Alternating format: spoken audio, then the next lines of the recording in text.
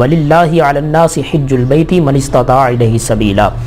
کسی بھی چیز کی فرضیت ہمارے لیے بہت بڑی فضیلت کا باعث ہے، پھر وہ قرآن مجید فرقان حمید کی خاص آیات کے اندر اگر اس کا نزول ہوا ہو پھر تو کیا ہی بات ہے۔ دوسرے مقام پہ بھی اللہ رب العزت نے ارشاد فرمایا وَأَتِمُّوا الْحَجَّ وَالْعُمْرَةَ لِلَّهِ کہ حج اور عمرہ اللہ کے لیے مکمل کرو۔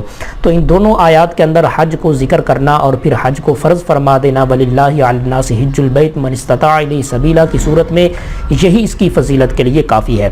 احادیث مبارکہ کچھ مارک کر دیتا ہوں۔ صحیح بخاری شریف اور مسلم شریف کے اندر نبی پاک علیہ السلام کی یہ حدیث مبارکہ موجود ہے۔ پوچھا گیا کہ ای الاعمال افضل، کون سا عمل افضل ہے؟ حضور نے ارشاد فرمایا الایمان باللہ، اللہ پر ایمان لانا۔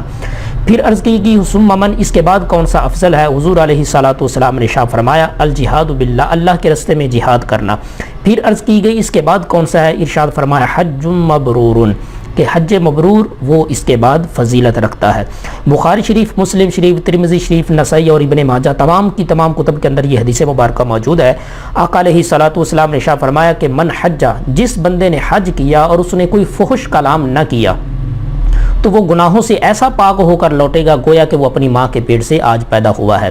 بخاری شریف اور مسلم شریف کے اندر ہی ایک اور حدیث مبارکہ موجود ہے۔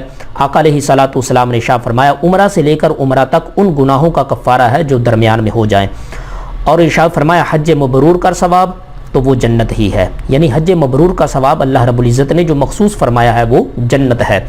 اسی طرح کی ایک اور حدیث مبارکہ ترمذی شریف کے اندر موجود ہے۔ حضرت عبداللہ بن مسعود رضی اللہ تعالیٰ عنہ سے روایت ہے، آقا علیہ السلام نے ارشاد فرمایا حج اور عمرہ محتاجی اور گناہوں کو ایسے دور کر دیتے ہیں جس طرح آگ وہ زنگ کو دور کرتی ہے، وہ آگ جو ہے زنگ کو دور کرتی ہے، چاہے وہ سونے کا ہو، تانبے کا ہو، پیتل کا ہو یا چاندی کا ہو، کسی بھی چیز کا زنگ ہو۔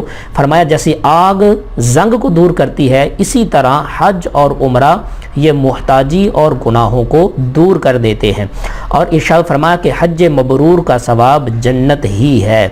اور ایک اور حدیث مبارکہ میں یہ بڑی فضیلت والی ہے حدیث مبارکہ جو اس کے اندر بیان کی گئی۔ آقا علیہ السلام نے ارشاد فرمایا بخاری شریف اور مسلم شریف کے اندر موجود ہے، فرمایا رمضان شریف کے اندر عمرہ کرنا یہ میرے ساتھ مل کر حج کرنے کے برابر ہے، کہ جو بندہ رمضان شریف کے اندر عمرہ کرتا ہے اس کو ایسے ثواب ملتا ہے گویا اس نے آقا علیہ السلام کے ساتھ مل کر حج فرمایا ہے۔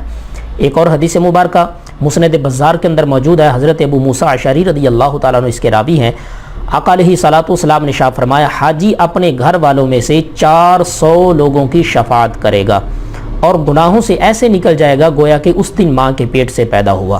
400 لوگوں کی شفاعت کرنا یہ بہت بڑی فضیلت ہے کہ جس بندے کا حج اللہ قبول فرما لے اور اخلاص کے ساتھ اس نے حج کیا ہے، قبول ہو چکا ہے، تو اب اس کی فضیلت اس کو تو ملنی ہی ملنی ہے، ثواب ملنا ہی ملنا ہے، لیکن اس کے گھر والے، اس کے رشتہ دار، تعلق داروں میں سے 400 لوگوں تک اس کی شفاعت پھیل جائے گی اور وہ ان کی شفاعت کر کے اپنے ساتھ جنت میں لے جائے گا۔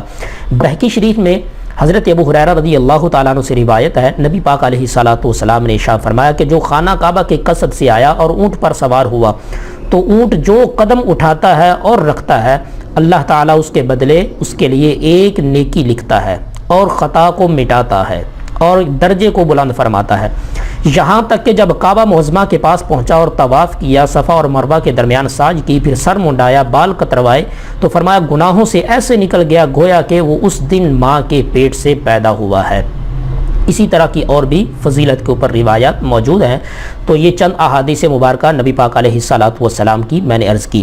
ایک اور حدیث مبارکہ سن لیجئے، آقا علیہ السلام کی یہ حدیث حضرت عبداللہ بن عباس رضی اللہ تعالیٰ عنہما سے روایت ہے، رسول اللہ صلی اللہ تعالیٰ علیہ وآلہ وسلم نے ارشاد فرمایا کہ جو مکے سے پیدل حج کو جائے، یعنی حج جو ہے وہ آپ کو پتہ ہے کہ وہ باہر جانا پڑتا ہے، میدان عرفات کے اندر جو اس کا وقوف ہے، وقوف عرفہ وہ لازم ہے، میدان عرفات کے اندر جانا پڑتا ہے، تو فرمایا جو مکہ شہر سے نکلے اور میدان عرفات کی طرف حج کے لیے پیدل جائے یہاں تک کہ وہ حج کر کے مکہ واپس آ جائے، اس کے لیے ہر قدم پر 700 نیکیاں حرم شریف کی نیکیوں کے مثل لکھی جائیں گی۔